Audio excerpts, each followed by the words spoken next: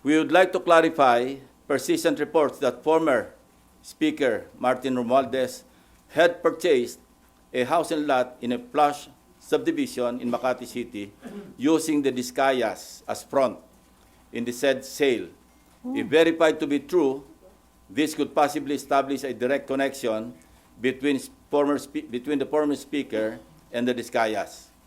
In this regard, we may invite the former owner of the property to shed light.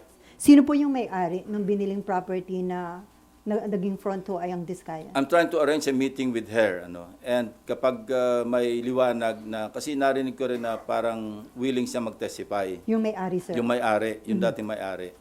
Para talagang, at least, pwede nating paghanapan o magsimula ng investigasyon tungkol sa direct connection o direct link between the Discayas and the former Speaker. Pero mag-attend na ho this coming Monday yung may-ari ng property? Sinasabi ko, nag-arrange ako ng meeting sa kanya at kung sasang-ayon siya na mag-attend, papadala namin siya ng invitation. Sino po yung source ng information na...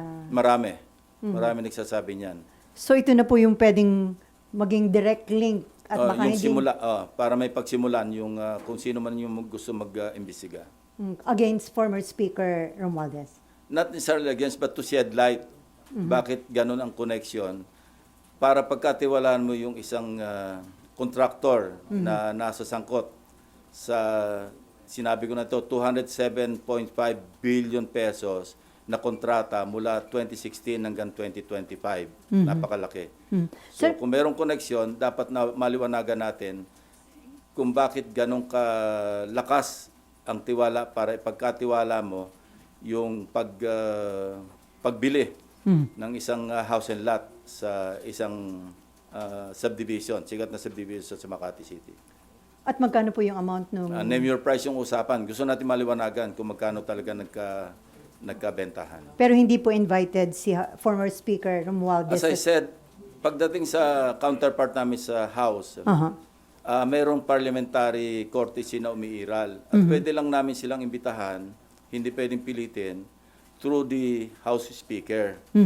Pero kung ayaw nilang mag-attend, wala rin kaming magagawa. Kasi ganun din ang dapat na tratong ginagawa nila sa amin. Dahil nga sa umiiral na interparliamentary courtesy.